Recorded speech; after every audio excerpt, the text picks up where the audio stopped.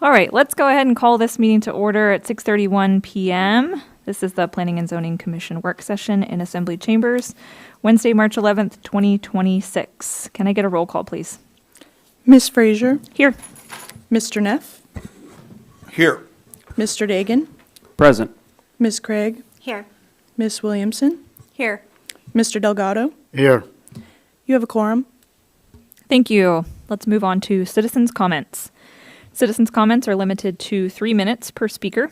To make comments, you can call our local number at 907-486-3231 or our toll-free number at 855-492-9202. If you're here in the room with us and would like to come speak, please sign in, state your name for the record, and make sure that your mic is on before you speak. Comments during citizens' comments are for general topics only.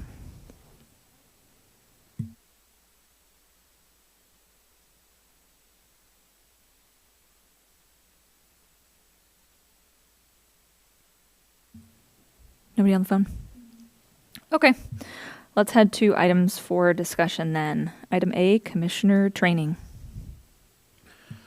Thank you, Chris French, Community Development Director. So we're going to do some training today on comprehensive plans. I know as I mentioned to the commission before, we'll be starting to bring pieces of the new comprehensive plan forward to the commission at work sessions to get some feedback on some of these things. And I wanted to, for two reasons, do some training on that particular aspect, and also if you remember when you updated your bylaws, your bylaws require you to have 4 hours of training, so a year, and so this will be our first one for this year. And I think we start with a short video on comprehensive plans, and then I have a fairly short presentation, and so we'll start with a video.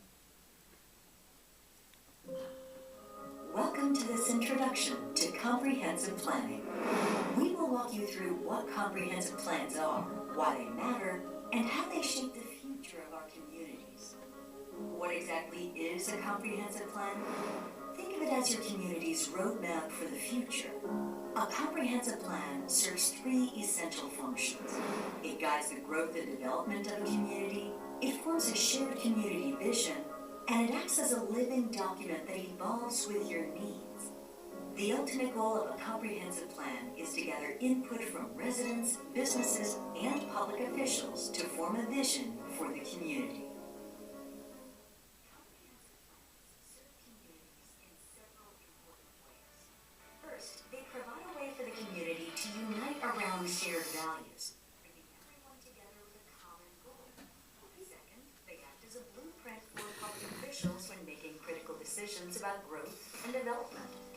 And third, they serve as a tool for residents like you to help shape your own neighborhoods. The planning process itself is carefully designed to bring out the needs, desires, and aspirations of the entire community through public engagement, stakeholder interviews, and analysis of evolving conditions. This results in a well-crafted, comprehensive plan that includes clear objectives, measurable goals, and specific action steps to implement the community's identified vision. The purpose of a comprehensive plan is to address all aspects of community life. This includes land use, housing, infrastructure, economics, recreation, open space, and more. No stone is left unturned when creating a truly comprehensive vision for your community's future. The comprehensive plan should answer critical questions that shape your community's future. How should we balance development, preservation, and growth to create a sustainable? What kind of aesthetic should our community have? How should we balance different land uses such as agricultural, residential, and commercial? Infrastructure is needed or desired? What types of housing should our community have? And what types might be missing? Does our community need new or updated facilities or recreational spaces? And does our community need updated roads, multi-use paths, or byways? A successful plan identifies clear, measurable action steps that are tied to the planning goals developed throughout the planning process and assigns designated parties to ensure implementation. Your community may already have an adopted comprehensive plan, and you might wonder why it needs to be updated. Put simply, a comprehensive plan is a flexible document that must adapt to changing realities and new factors that previous comprehensive plans are unable to capture. Communities must continually update their plans while ensuring long-term changes align with established values. Best for a comprehensive planning process to occur at least every 15 years, with a refresh every 5 years, to capture shifts in community desires, goals, and external conditions. It's important to understand the difference between comprehensive plans and zoning codes. A comprehensive plan is not a legally binding document. It serves as your community's vision and roadmap for growth, much like a company's business plan. It can recommend zoning changes to better align with community goals and vision. A zoning code, on the other hand, is a legally binding document that controls land use and density. It's one key tool for implementing comprehensive plan goals and contains development standards to ensure quality development. The planning process involves several carefully designed steps to solicit input from the public and community stakeholders, then synthesizes this input for approval by community officials. This ensures that the final product truly meets the community's needs. Community input is the heart of the planning process and may include open houses, community meetings, surveys, and independent engagement opportunities such as meetings in a jar. Your voice matters in shaping your community's future. Another key component is the working group, also known as a steering committee. This is a dedicated group of community members that provide overall direction for the plan and provide a wide array of community expertise. They are identified at the beginning stages of the planning process and guide the process to its conclusion, working closely with Crossroads Community Planning. The plan is reviewed, recommended, and adopted by your local government's boards and commissions. Once adopted, the plan becomes the guiding document used to inform decisions regarding growth and development in your community. The goal of the planning process is to guide growth over the next 10 to 15 years, providing a clear vision for your community's future while remaining flexible enough to adapt as needs change. Thank you for taking the time to learn about comprehensive planning. Remember, this is your opportunity to shape the future of your community. Your voice, your vision, and your participation make all the difference. Okay, thank you. So Haley has my presentation up, so we'll go through that quickly here. We'll go to the next slide, please. There you go. Thank you. So, as mentioned if you remember in the video talked about the comprehensive plan being a policy document, so it's not a regulation. And it basically, one of the major goals is to set a framework to guide both public policy and future growth decisions that could change the municipality, or in this case, the borough or a county level government. One thing to remember about our government is that the borough is the zoning authority for all of the jurisdictions within it. So any of your cities within the borough handles the zoning. We have one planning commission and one set of regulations. Yes? I see the blue color on the mainland. Is that included as well? So it's in the borough. It's mostly federal government. So although it is within the borough, we're not really controlling any zoning on the mainland because almost all of it is federally owned land, and so they are exempt from the zoning regulations or really the planning process. But I think that map was just showing you the boundary of the borough. Next slide, please. So one of the things we look for in preparing for the comprehensive plan is that we are trying to look for the big picture at a high level of view of the community. We look to create goals and objectives for the future, and comprehensive plans are the legal foundation for local development regulations. And they're also, again, used in land use decisions, such as rezonings. Next slide. So here's some of the elements, plan content, and format. One of the main things we talk about, their chapters or elements to a comprehensive plan. As the video suggested, land use, transportation, housing, economic development, and other elements are common to the comprehensive plan. The state of Alaska doesn't have required elements, and some states do have required elements. But for the most part, I mean, what I would say is a required element, since this is a land use document, is you need to have at least a land use element. But it's good to have transportation involved in that, and other aspects, community facilities, those kind of things should all be part of a comprehensive plan process.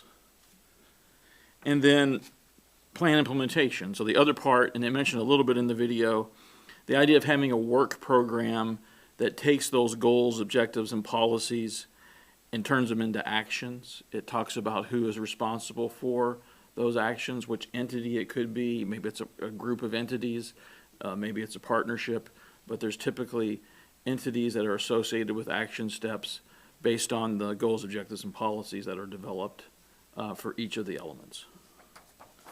Next slide. So summary, community's official statement about how it hopes to grow or manage change. That is what the comprehensive plan is. It provides guidance to both public and private decision makers. And we'll talk a little bit of Plan 2045, which is the project for updating the borough's comprehensive plan. It reflects a goal planning for the next, they said 15 years, but usually 15 to 20 years is a horizon for a comprehensive plan. Now, in the planning process, so we typically look at the previous plan, so the current plan, we'll look at that document. We'll do a data collection that looks at the most recent demographic data, economic data, all the different types of data that are usually part of a comprehensive plan process. We'll have a visioning and then public engagement section, so we'll usually create a vision statement for the plan, and then we'll have public engagement, which will usually involve public meetings. It can involve surveys. They mentioned a couple of different other aspects, such as meetings. They call it, meetings in a box I've heard of, but meetings in a jar. There's a bunch of different types of things you can do, online engagement as well. Begin the drafting process. Then there'll be a draft review process, where we'll have the document out for public comment, usually for a minimum of 30 days, but usually longer periods, at least 60 days, I think, if you're going to have a good process for people to be able to review your document. This is a large document, so at least 60 days is usually needed. And then there's a review and approval process as outlined in state law and in our local ordinances. The Planning and Zoning Commission would review the comprehensive plan document, make a recommendation to the Assembly, and then the Assembly would have final review authority over it, and they'll be able to potentially change things, and then as part of their review process. So the elements that we're looking at in Plan 2045 that we're putting together, and if anybody who's attended any of our meetings or looked at any of the surveys, you'll see some of these names are similar to what we've held meetings for and surveyed. But we'll have an introduction background section, which will typically have demographic data in there. It'll have descriptions of all the borough and all the communities within the borough, some history of the borough and the communities, but also that background information. Usually your demographic or statistical analysis is usually within there. You'll have a visioning and community principles. That's something we're working on as part of the process, was a vision statement. Typically there's some community principles that are used basically in developing the goals, objectives, and policies. And then we'll have the various elements. So we'll have a land use element, a housing element, transportation, community facilities, parks and recreation, economic development, environment, arts, culture, and history, and then an intergovernmental cooperation and capital improvement program element. These all would be chapters of the plan, but we can call them elements of the comprehensive plan. Under all those, there will be a discussion, typically a discussion of kind of like the current conditions, and then we'll also be looking at what projections would be or where we would like to go in the next 20 years for each of those elements. And then as part of that, we'll be developing goals, objectives, and policies under each of the elements. So also, and this was something that Commissioner Fraser asked me to do, but I wanted to go through kind of what are goals, objectives, and policies. What do they mean? So first, a comprehensive plan goal. So what is a goal? So it's a long-term statement of intent that is typically broad in scope, guiding a community's development, growth, and quality of life. It can encompass a wide range of topics or elements, such as land use or housing or transportation, to achieve a collectively desired future vision. So that vision statement, those community principles, and then our engagement process for each of these elements will lend to the creation of goals. And then once you have goals created, then you start looking at the creation of objectives, and then under objectives is policies or those kind of action items. So a comprehensive plan objective is a more specific long-term activity for a community's future growth. It typically needs to be a concrete step and something that we can track in order to show whether we're achieving the goal that the objectives is under. It states the kinds of actions or steps necessary to achieve that goal, and usually includes a specific time frame for completion, which helps to make that goal attainable. And then a comprehensive plan policy, which would be under each of the objectives. It's kind of the framework for action. It's a course of action or a rule that guides decision-making in many cases. It provides a direction for elected and appointed officials when making decisions on land use changes or even regulation changes. And the objective sets the what, the specific destination that a community wants to reach, but the policy establishes basically how you get there, the principles used to navigate the path to that destination, and that's typically the action step is what the policy is. And I think, is that our last slide? Are we in a position? Let me see here. Because we did implementation, we did that. Yeah. Okay. And then commission's role. So this kind of gets to what I wanted to talk a little bit about with the commission's role here. They mentioned a steering committee or working group. I envision that the commission really acts as that working group for us. They're really the kind of a sounding board for when we come in with goals, objectives, and policies, or sections of the comprehensive plan. We'll want to discuss those with the commission. If there's things that we want to have questions answered, or at least some assistance in answering some of those questions, or trying to express what the community provided and kind of reviewing those goals and objectives and policies, we want the commission to kind of be the sounding board of this is what we think the community was telling us when we had these public engagements or these other surveys or whatever we were doing to gauge community concerns or interests or issues.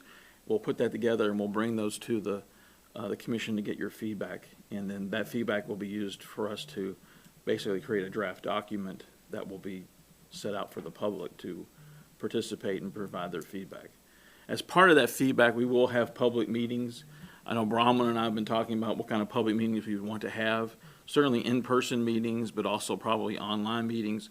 And then also the document being a live document on our website so people can review it and comment as well. Any questions on what was presented or on the video or anything like that?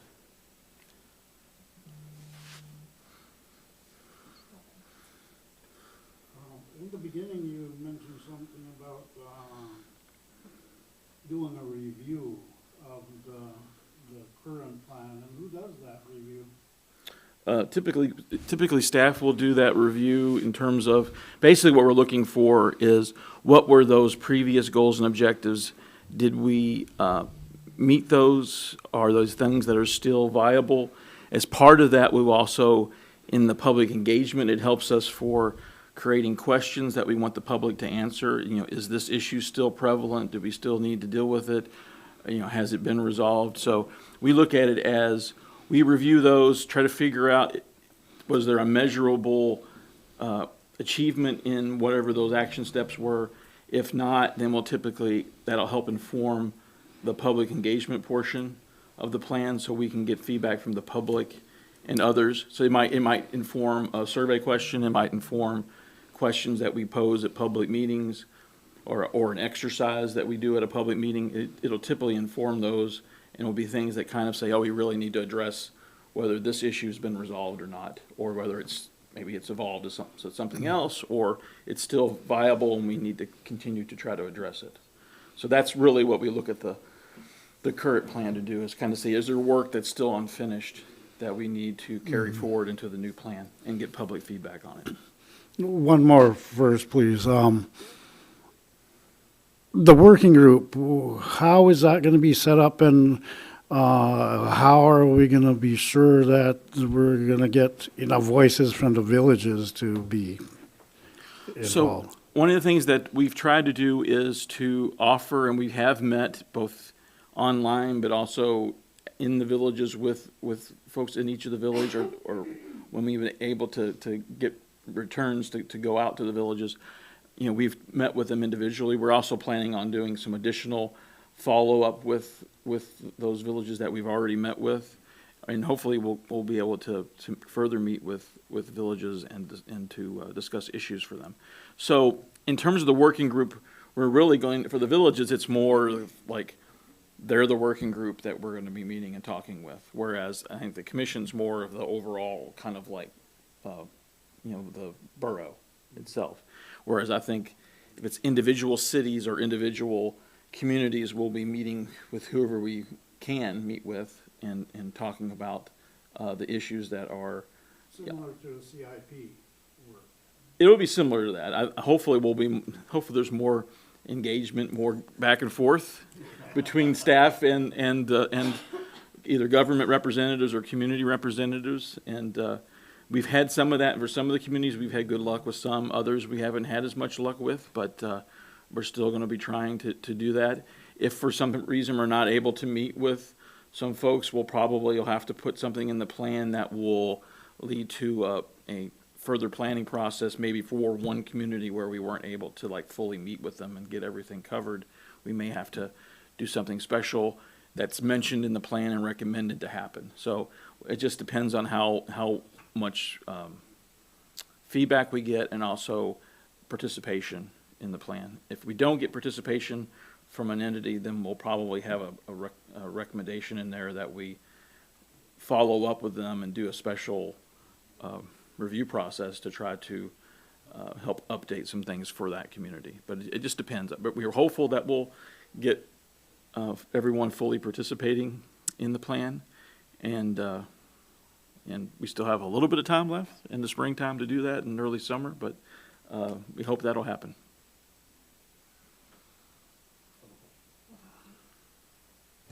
So when I got trained early on, when I first came on the commission, they stated that the comprehensive plan was like the law of the land. Like if you wanted to, that was the last say, nothing, you couldn't do anything that conflicted with the comprehensive plan without the ideas, I guess, without changing that, going through a process of changing that difference. But I don't know what you think about that, because this sounded a little bit less like that was that emphasis, even though that's what they trained us and said on this one session. Well, a lot of it depends on the community and the state that you're in. Some states give the comprehensive plan much more power and authority than other states. Alaska doesn't have a lot of direct guidance in its zoning enabling legislation. And its discussion of the comprehensive plan is basically you got to have one in order to have zoning. And it gives you some of the ideas of the elements, but it doesn't even have really required elements. Like some states will require you to have 5 or 6 different things have to be part of it. It doesn't really have one. So what I would say for Alaska, it's really more like a lot of the states where it doesn't have a whole lot of authority from the state down. It's more the communities kind of coming up with their plan and their policies. But it is a policy document, meaning that it's not regulatory. Now, one of the things that some people get a little bit confused with is the future land use map and how it's utilized. And, we have built in our code that if you prove something different in the future land use map, the map gets changed. But it's not a separate ordinance, it's not really something like that. So there is some flexibility in your comprehensive plan. I mean, I think to change the future land use maps, there needs to be some good reasons to do that. And, staff will provide recommendations to you one way or the other, depending on whatever the case may be that comes before you. But I wouldn't say it's definitely not a regulatory document. It's still a policy document, and if you're going to make it more regulatory, then it would need to be in your code. It would need to be part of your zoning regulations that would dictate that. And so we don't really have that in our code where it says that, these sections of the comprehensive plan are kind of like set in stone in the code. So I would say, I'm not going to say people are wrong for saying that, but you need to be a little flexible in terms of what state you're in and things like that, in terms of how regulations apply and how the comprehensive plan is dealt with. But I mean, my discussion both in the state of Alaska with other planners and also in others in Kentucky that I also worked at, the comprehensive plan is a policy document, and but if you are going to do something that's not in line with it, you really have to have some good reasons. I hope that it's not a clear black and white answer. Well, It's that's gray, good. No, it's quite a but- bit different from my yeah, early yeah. training I had from that association that we get training from a lot. Yeah, it's more gray. Very clear. It Yeah. was like, okay, this is the last say, cannot conflict with the comprehensive plan. That has to, or it can't be done, sort of. But it sounds like it's not like that.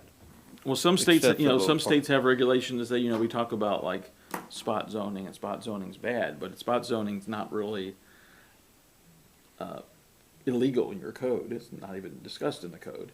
The comprehensive plan only discusses it because you have a future land use map. So if it goes against the future land use map, you may have some issues there. But some states, Yeah. some states have spot zoning. It's illegal at the state level, and no community can do it.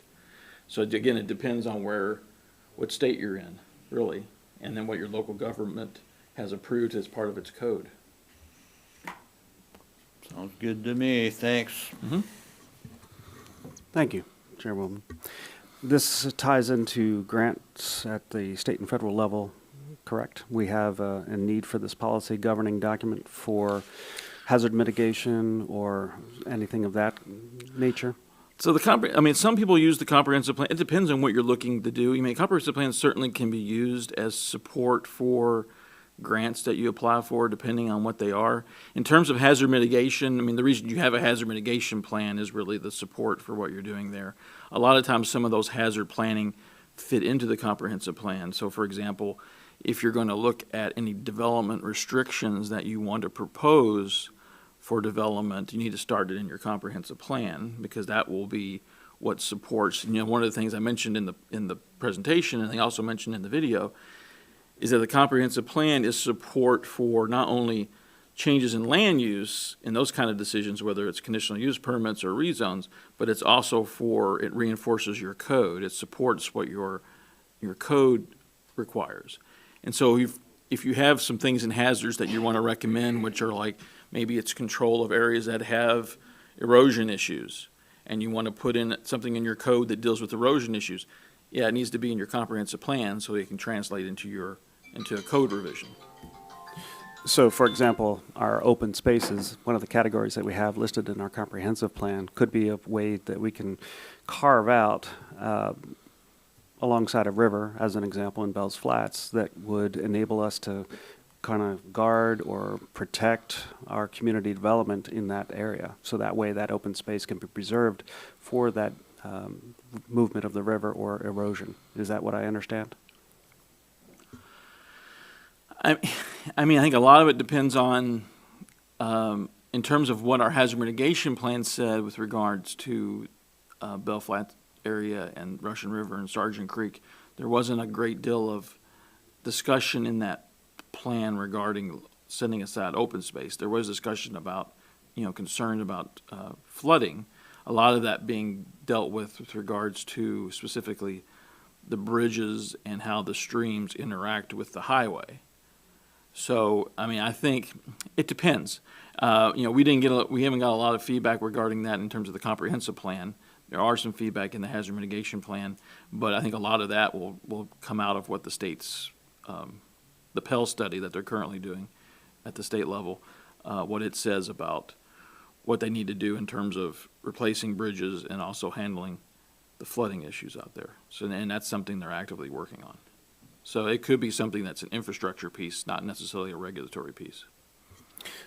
Okay, so we could complement that process by making open lands or doing a open space kind of piece to that with that recommendation. Is that correct with this comprehensive plan? It certainly can be looked into, yeah. I mean, again, I haven't received any of the comments we got from the public didn't put that up as an issue or something that we wanted to put forward as a regulatory issue. So, I mean, it is something that will be discussed as a hazard in the comprehensive plan, but it's not something where we've gotten any feedback from the public to say that's a project that we want as part of the plan. Because we have done open public participation events and stuff with the public, both on environmental issues and development land use issues, and that wasn't something that we had seen in our feedback from the public.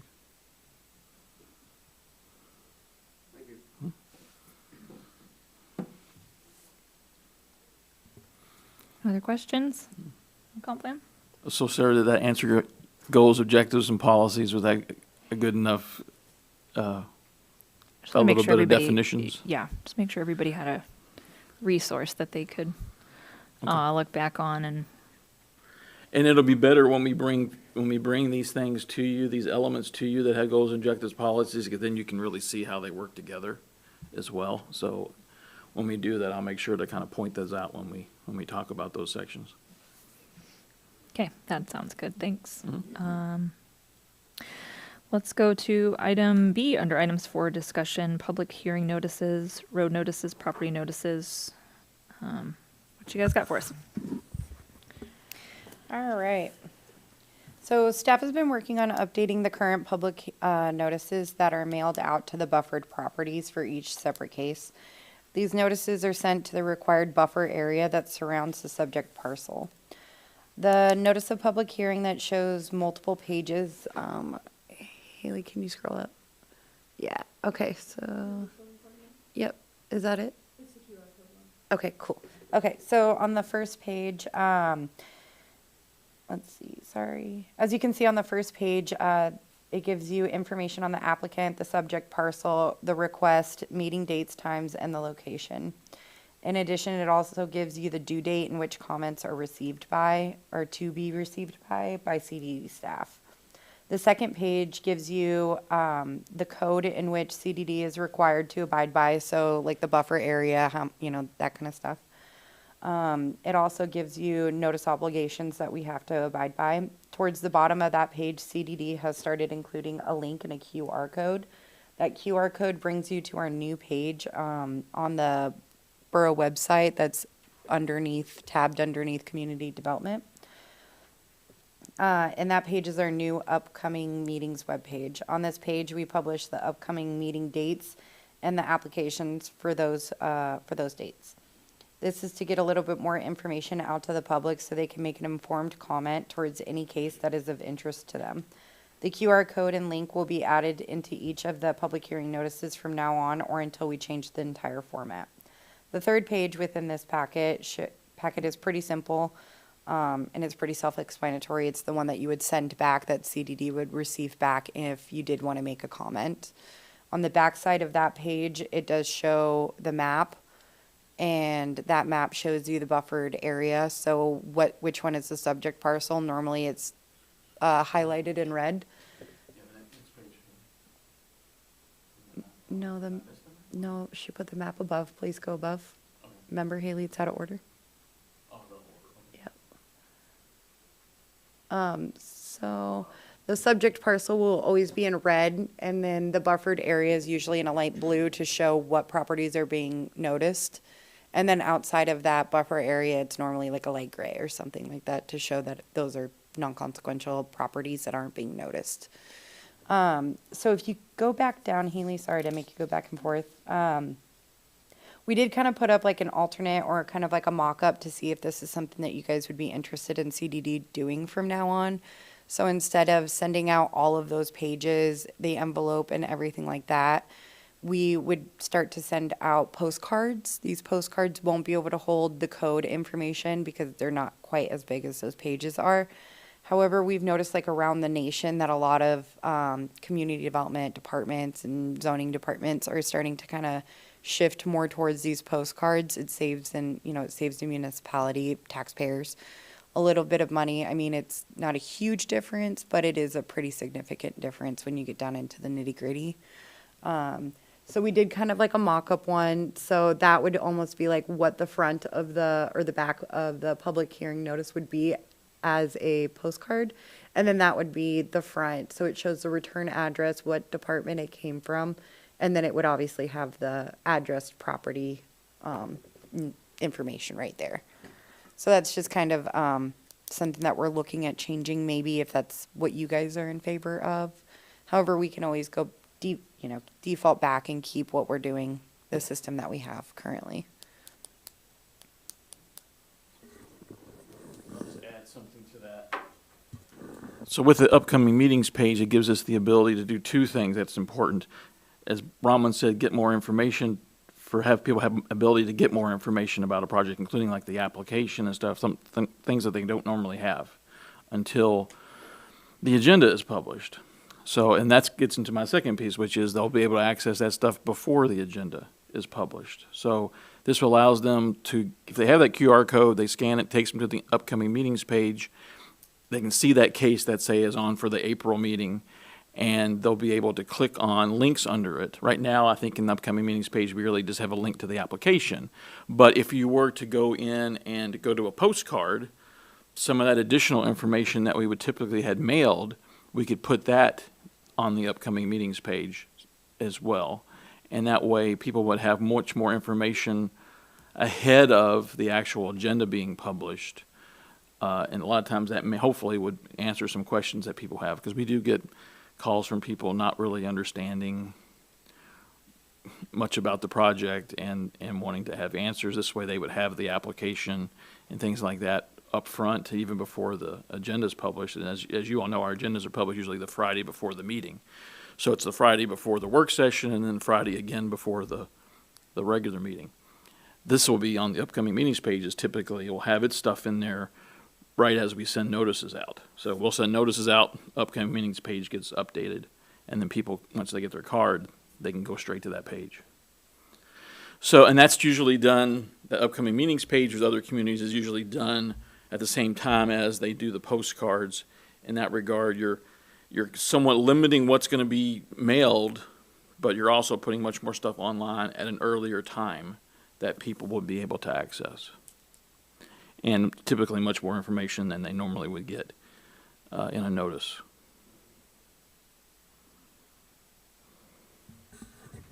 Questions? Love the Mozilla dinosaur icon that's in the middle of this QR code. Any chance that could be customized to a bear to better represent our community? It's Google's QR code thing, so I think they like dinosaurs right now. So Well, I understand that. I would encourage us to maybe spend a little time to see if we can customize that. That may be a detractor for some of our clientele. Is there talk about changing the method of letting people know of any other requirements, like at the assembly level, if there are any? We wouldn't be being wildly inconsistent with any other boards or committees that have code requirements for notifications. So the clerks still use the original, like what the above one is, not the postcards. So it technically, yes, it would be inconsistent with the other, like quasi-judicial, almost kind of board, the assembly too. So we wouldn't be consistent with how the assembly is doing it if we were to change it. I did just want to point out the different ways we advertise these meetings. It's not just the buffered areas, and then we publish the agenda later on, a month later. We advertise this via a newspaper. If you subscribe to our website, you get a notice as soon as the meeting is published, if that's what you subscribe to. We also throw this up on we have a free hour that one of the radio stations does, where if they have time, they'll throw in these ads. So we usually send them once a month, like, hey, these are coming meetings for the planning and zoning. And we also have, road notice on the subject parcels if that case requires it. And some of them don't, like a rezone wouldn't. Sorry, a rezone would, subdivision wouldn't. So we do advertise quite a lot, in my opinion. And we even have a contract that we share with another department where we can start putting more radio ads out. If that's, and we do that quite often, but we can't hog it. And a lot of the times it's two different departments who share it, so we could do every other day potentially. But we also have to use that for our code enforcement stuff as well. So it couldn't be CDD strictly just for the planning and zoning every other day. So there are a lot of different ways that we currently do notice the public, and quite a few options. I also think a little bit of this kind of boils down to searching out the information on your own if you're more interested in these cases on a regular basis, other than if it's just directly impacting your neighborhood.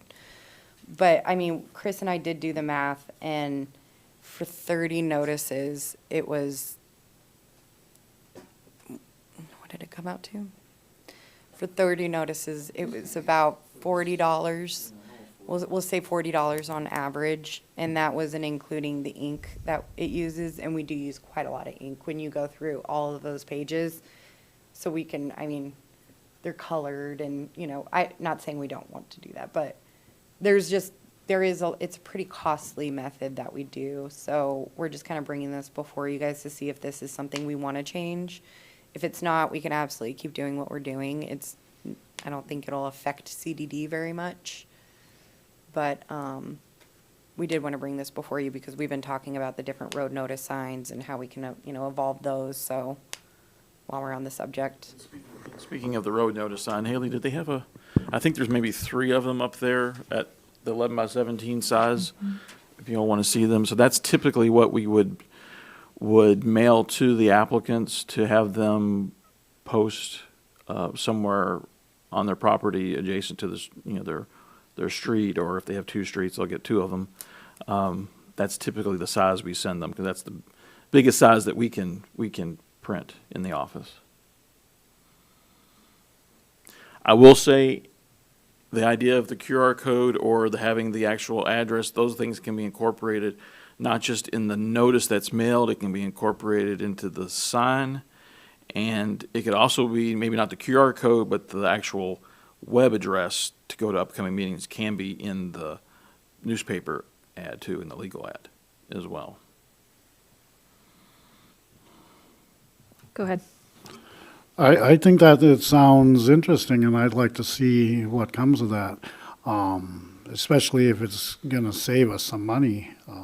We don't know how that is right now. So I'm interested in seeing how this might work. And we can try the QR code. Again, I think we tried the QR code for the next meeting, right? We used it for the April. So we're using it for the April meeting, the QR code in the printed notice that goes to the adjoining property owners. So we can see how it works there. It's incorporated in our existing format, as Bronwyn showed, but we are going to be using that for the April meeting. So are you able to pull statistics on the website then and see how many people have We should be viewed able it? to. I can't do that, but we have other staff can pull up and see how many hits we have and how many visits to that webpage. With the current system, people are obviously, they're handwriting comments and sending them in because that's the option we're giving them, right? But in your conversations with people that call with questions, do they mention, like, do they request additional information, or say, if I would have had this sooner, I'm just wondering what you're hearing from the public. I think this is a good idea. Like, I I don't want my questions to come off as me being critical about it. I'm just curious to know if you've had conversations with the public. I know Brahman talks to a lot of Okay. people. I mean, the people I've talked to that they don't bring up the printed form or you can print and mail in, but they'll typically have some concerns about the project. And a lot of the time, it could be answered by the application. Sometimes people may still not understand exactly what's happening. It just depends on the kind of, the kind of project that it is. Easier, I think, for the rezones than it is for, say, other projects. Say, conditional use permits can be a little more complicated and things like that. I'll give it to Brahman. She talks to a lot of people as well. Is there certain things that people are asking you? I also supply my email address on these forms. And so I've gotten a lot of written comments just via email instead of them actually taking that comment form, writing it out, taking a picture and emailing it to me. So, there is already like an electric version almost. You just send me a regular email. And I think I state it somewhere I think it's the page above. I state it somewhere like, must be emailed back by X date and whatnot. As to like the information, I think more people are more interested in understanding not so much what the case is really about, but have to understand what the actual subject is. Like what's the rezone, not what is that property going from and to. It's a lot of people don't understand like what a conditional use permit is or what a variance is. So that's the majority of those conversations, and then like I just got a phone call today about the case we're going to look at in a minute. And the question was, well, what are they going from and to? Told her, and she was like, oh, okay, so it is what I thought it was. Okay, bye. And, I mean, it was very fast, like, and she was just wanting to, like, reiterate, I think, with someone on the phone, what she was reading in the paper to make sure she understood what it was going from and what it was going to. Other than that, a lot of the comments is more they want like future plans, and I don't know future plans. They want to see what it's going to look like in 5 years. Like we had that question come up a lot during previous cases. Like, well, what can you do with this property? Well, a lot, but that's not what the case is about, And so I think a lot of it's more just clearing up what the case is really out on, not so much the subject parcel. Cool, thanks. Tracy? I like the idea of the postcard just for me personally, just because when I go through my mail, if I see all those pages, I'm probably, sorry. But if I get that postcard and it's got that little QR code on there, I would be more apt to. Yeah, I think they're very handy. To click on that. Yeah, and plus it's nice if people get familiar with that website. I agree. And the upcoming meetings page has the email address to click on an email.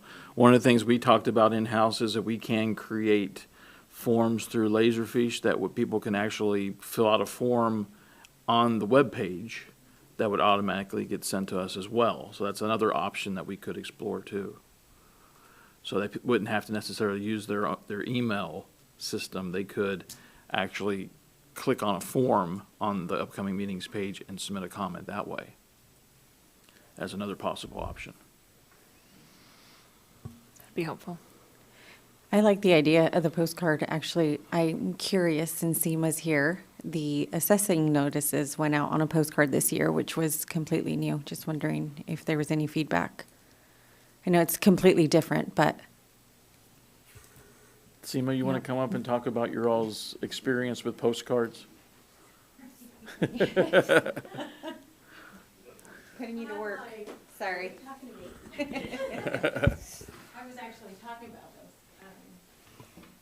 So what was your question? I'm sorry. We were just talking about possibly changing our notices to the postcard. I was just curious, since assessing just changed that this year for the property values and stuff, if you guys had gotten any feedback. I mean, people don't dislike them. They don't like them. Nobody likes our NOVs. They were like, oh, I don't have to open up an envelope, whoop, whoop. But, Scott was just saying he didn't like the color because we're white.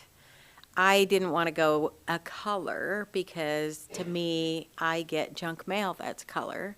And so I wanted it to be white so that it would match the senior and disabled vets postcard that we mail out. So I'm trying to be consistent in color.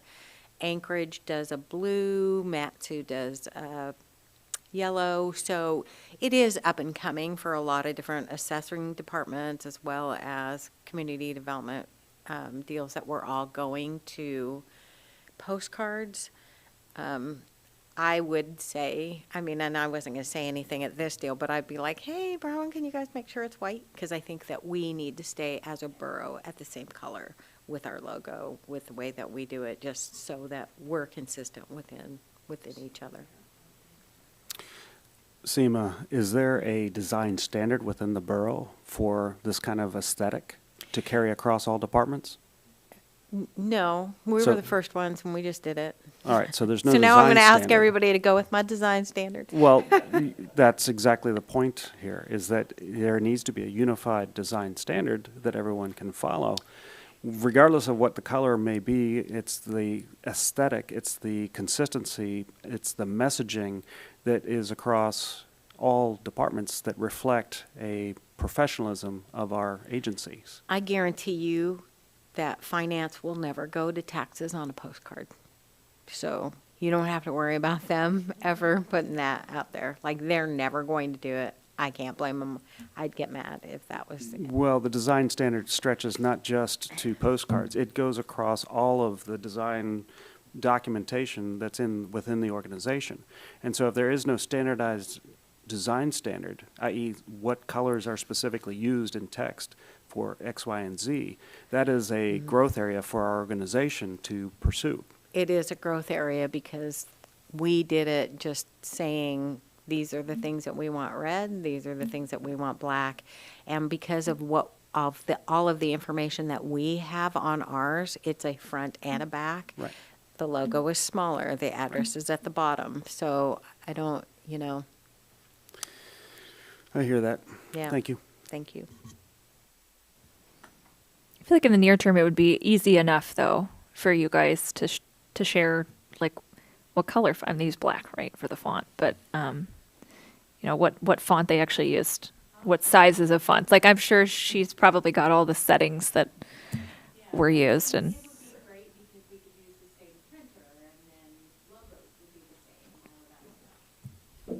So currently, can I talk to her real fast? Okay, currently you guys are using a company, correct, to send these out, right? So they use a company because they have X dates. We have monthly cases, so we wouldn't be able to use the same company that she would. We wouldn't have enough time to do these cases. We'd have to push them out like 2 months. However, I think we could probably just use the same font as they're using. Like if they're using Calibre, we could use Calibre. If they're using Alpha, we can use Alpha. I don't think that really is any different than what we do. You know what I mean already? I think it's like an unsaid standard. There's nothing in writing that we have to use that, but our current borough manager has made it a pretty big point to make sure we're all using the current logo, not one from 40 years ago. So everything's she's slowly working on that, just to put you a little bit at ease, Mr. Dagan, that she is currently working on to get that like uniformity across every department. So we're all using the same font size, we're all using the same color and, calligraphy, I forget what that's called, font. Yeah. Well, we can see how it goes for the April meeting, as like I said, we're starting off small. We get the upcoming meetings page done. We have a QR code in that written notice for the April meeting, and we'll see how that works, and then maybe go from there on. In the meantime, we can look at how we could put maybe a postcard together. We could bring that back actually have a postcard so you all can see what it looks like before we decide, do we want to try to use that for an upcoming meeting. And we can also look into what additional things we can put on that upcoming meeting page too, and what we would need to add if we go to the postcard. sounds like a good plan, I think. Okay, all right, thank Does you. everybody else also think that? All right. Awesome. Thank you guys. I think we actually, one of our more recent cases did have somebody who made a comment during public comment about like the mail, and sometimes the mail maybe not always, getting there right away. So having a QR code and then this page, like the more people see it, I mean, they'll just know that it's there, that they can go there for any information that they want, whether they missed a specific public notice or whether they're outside of that specific public notice area. I think the more information that's out there, the better. And one thing we can do, and I don't think we did it for this time, but as we update the upcoming meeting page, I know there's people who have subscribed to different things with the Borough website, and I think some of them can subscribe and pick, say, community things for the Planning and Zoning Commission and things like that. And we can do news flashes on the website, and those typically get notified, or they can be notified to those who have subscribed. So that's something else we could do with the upcoming meetings page. As we update it, we could do a news flash to say it's been updated, and that would shoot out a notice to those people who've subscribed to the website. And so those who want to be in the know about things that are going to the Planning and Zoning Commission, that would be another way to keep them informed. Okay. Thank you, guys. Let's see. We don't have any more items for discussion, so we are on to packet review. We got one case, Case number 26-014. Our rezone, USS 3099, Lot 21, Sublot 6 from R1 to PL. Is that you, Bronwyn? It is. Alrighty. What you got for us? All right. So before you is case number 26, tax 014, a proposed rezone applied for by the city of Kodiak for lot USS 3099, lot 21, sublot 6, or commonly known as 2539 Metroken Way, from R1 to PL. So the city of Kodiak, current lift station is from 1971. Has reached the end of its useful life as stated in the City of Kodiak Resolution 2022 TAC 07. In addition, it also points out that the force main pipe failed, causing direct discharge consisting of sewage directly into Mission Lake. A second failure arose in May of 2019. This caused the City of Kodiak to spend over $250,000 in emergency repairs. Lots are not zoned as public use unless they are owned by a governing government agency. The intent behind the PL zone specifically states in KIBC 17.130.010A to identify lands owned by governments that are used for public purposes. This specific list station would provide a large percentage of the city's sewage and would pump directly into the wastewater treatment plant, providing critical infrastructure for the public service to the community. Staff reviewed this request against the 2008 Comprehensive Plan goals for water and wastewater treatment, delivery, and collection within Chapter 8. One goal points out, quote, encourage development. I'm so sorry. I moved stuff around. Encourage development of public water and sewer facilities borough-wide. Another goal states support local community efforts to maintain, improve, and expand sewer and water facilities as needed. Therefore, staff supports this change in the zoning. Therefore, staff supports this change in zoning request and the change to the future land use map designation from urban residential to public use. We are recommending approval. Do you have any questions? Questions for staff? Comments from staff? I mean, from the commission. How was it only Wednesday? It was me.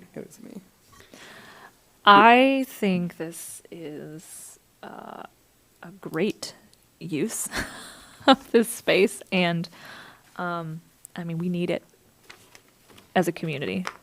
We need it badly. So I'm absolutely in support of the rezone. No objections on this side as well. I see this as critical infrastructure that has needed to be stabilized for quite some time. The question I would have is, do we need more space around this facility for the purposes of future growth? Is that something that we need to be thinking about? The city didn't mention anything expanding beyond the lot lines. Really, these lift stations are relatively tiny structures. It's all mainly underground. I mean, the pipes are incredibly big, which I found out while I was researching for this case. However, like the building for it would be almost, it would look like a small shack. I don't even know if they would have someone there around the clock and or for 8 hours a day. I don't think they mentioned anything like that for expansion. I think if they were to expand, they would probably come back for another request, or they would pick a different area to expand. Thank you. Follow-up question on that. This is the single focal point for all of our wastewater and sewage. Is that correct? It's quite a lot. It's over half. It's over 50% of what it would be servicing for the city of Kodiak. Yeah, I believe they said in that resolution I mentioned, which I think is, 2022-07, which is a city resolution, and it's their CIP list. I think it said 80%, but please don't quote me on that. But I want to say it was 80% of the sewage and wastewater would be treated through this new lift station. So quite a bit. Thank you. And a follow-up on the follow-up. Do we have a critical infrastructure plan for building out in the future? Or are we just making it up as we're going along, using the existing system? Do we have an area that we would want to focus on for additional sewage lines to go into? You know, that would be a question for the city. The borough doesn't run the sewage and or like the pipes within that. So that's a full question for the city. I can follow up to see if they have any other designations, but I don't believe that pertains to this particular case, just because that might be either way further down the line, or that would probably not even be this property. I understand that. And this is a gravity-fed system, and it flows to that existing location for the sewage treatment plant. Thinking about growth of our community, we're definitely going to need potentially more expansion of these kind of critical infrastructures.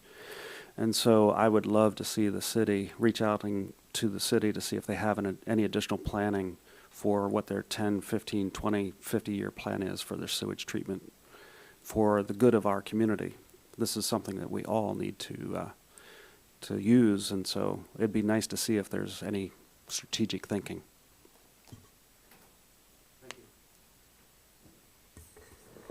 And the only thing I would add to what Commissioner Dagan said was we can reach out to the city and ask them to have a representative here for the meeting certainly next week and be able to hopefully answer some of those questions that you have.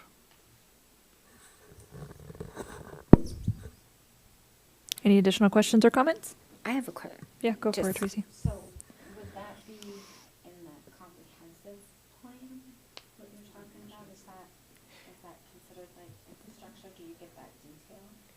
Your comprehensive plan, like this is where sewer is gonna go if we grow, this is where this is gonna go if we grow, or is it just vague? So the comprehensive plan will talk about future development. It can talk a little bit about certainly infrastructure and community facilities where things are needed. I still have not heard from the city a detailed plan in terms of things that they need to improve. You know, when I've met with them in the past, they mentioned that it depends on its areas within the city or in terms of what infrastructure issues they have in terms of the sewers. You know, we know they have water lines that are old that need to be replaced kind of throughout the city, so that's not something new. From the sewer system issues, it can be, upgrades to the treatment plant, upgrades to lift stations. You know, we talk about it, when we talked to the city, it was more about where are there restrictions for adding more units, and the discussion was, the lift stations have an impact on that. And the treatment plant capacity has some limitation on that. But their comment to me also was, Near Island's probably the one that's in the best shape, but it doesn't have a lot of sewer lines to a lot of the properties. So it's a variety of issues. And in terms of a comprehensive plan, we're really, when we look at development, it's more, okay, where do we have sewer and water? But if we're having these specific locale issues within that, it's not really that detailed of a look. But it can have a more macro scale of, hey, we need to improve our facilities for sewer and water in order to have more infill development or whatever it might be that you're looking to propose in terms of development potential for the area. If that makes sense, hopefully it does. No other questions? Okay. We don't have any old business, so we'll head to reports. Look at our meeting schedule. Our next regular meeting is next Wednesday. That's March 18th, 6:30 p.m. here in Assembly Chambers. Then our next work session is April 8th at 6:30 p.m. also here in Assembly Chambers. No abbreviated and final plat approvals or new business. And we have our 3 Uzinki rezone approval letters here under communications. Let's go to staff comments.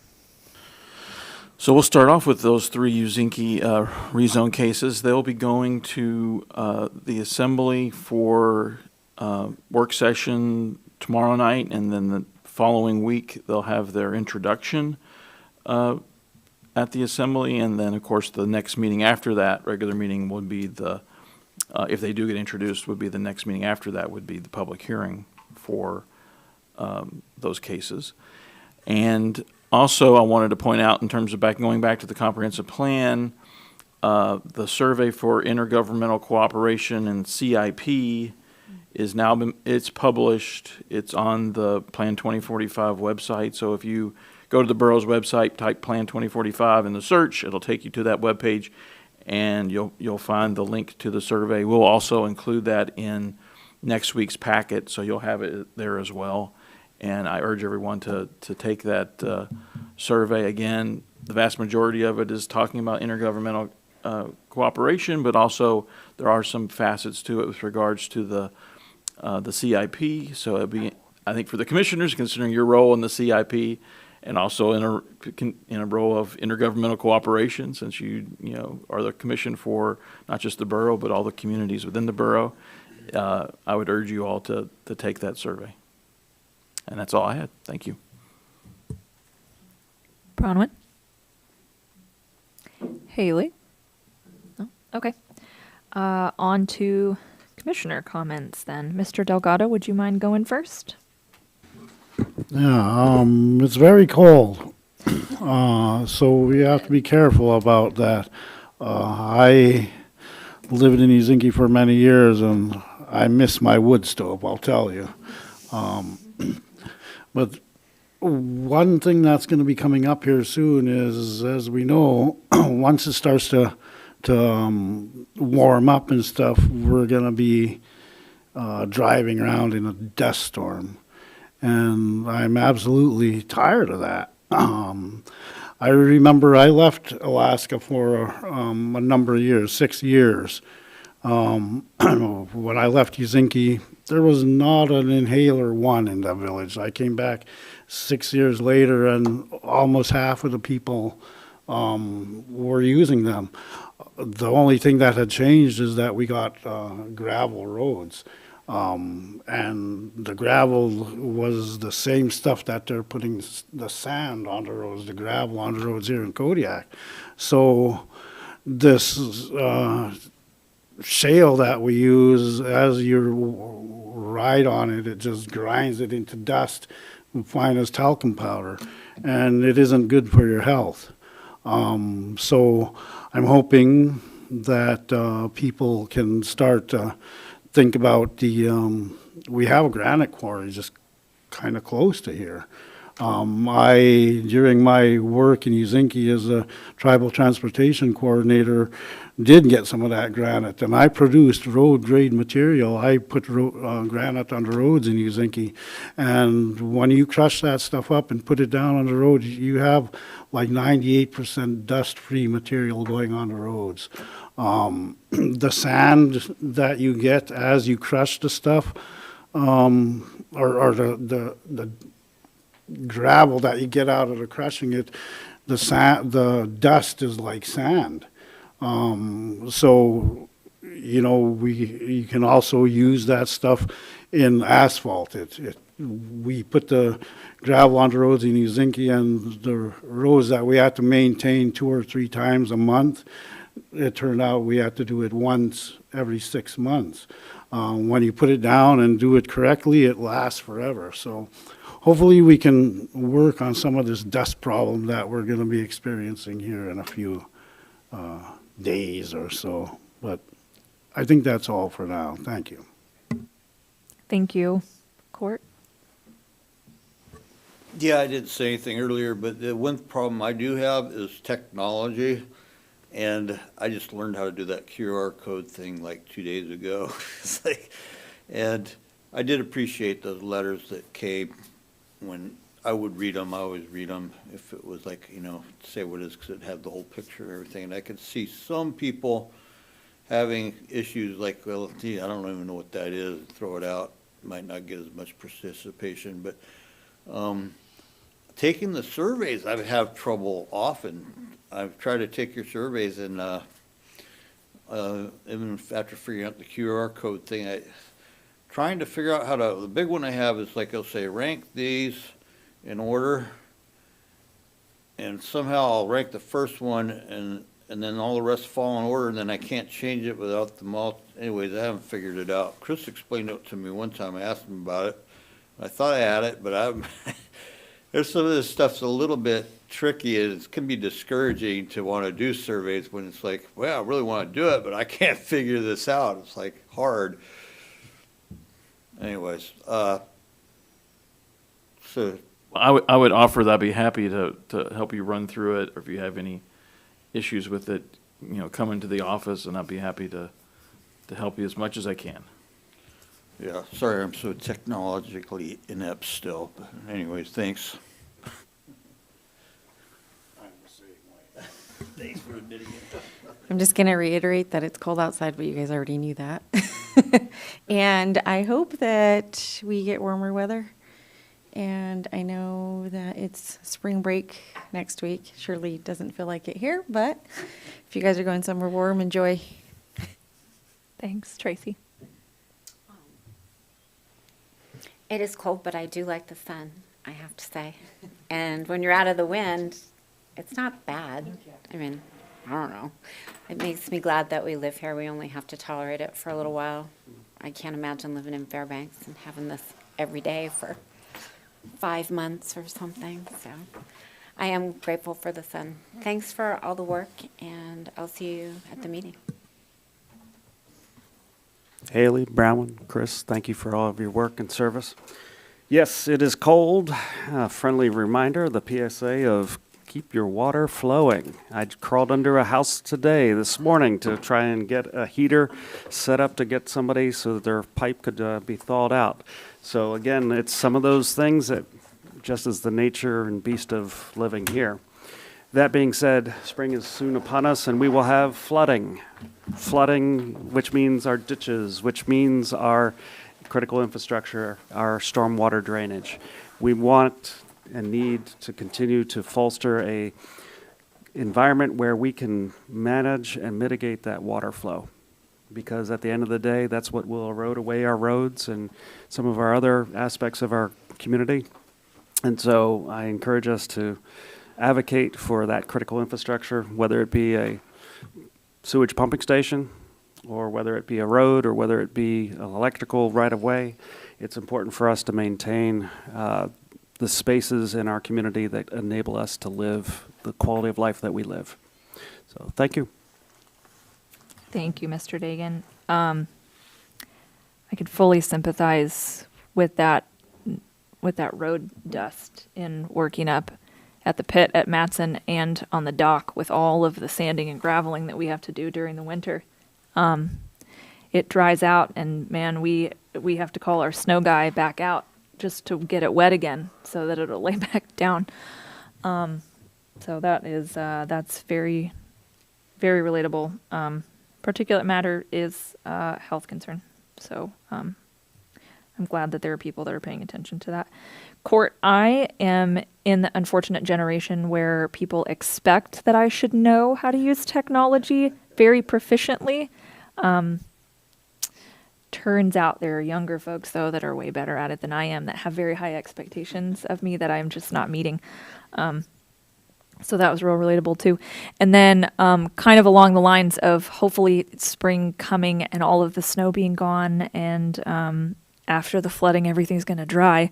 And what we're going to be left with is all of the debris and the trash, the garbage that has lived under the snow for the winter. So just reminding everybody that the first Saturday in May is always Community Cleanup Day, sponsored by the Chamber of Commerce and our local government agencies.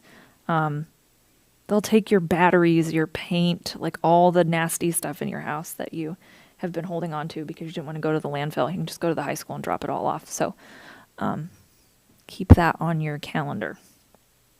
Next Wednesday, I've got some staff that's going to be out of town, so whether or not I'll be able to make it to the meeting is dependent on when our ship is going to show up. And I don't have a good time for that, and I probably won't until Saturday. So I'll email you guys and let you know, but I just wanted to say that here too, so that everybody was on the same page. And that was all I had, so let's go ahead and adjourn at 7:47. Thanks, everybody.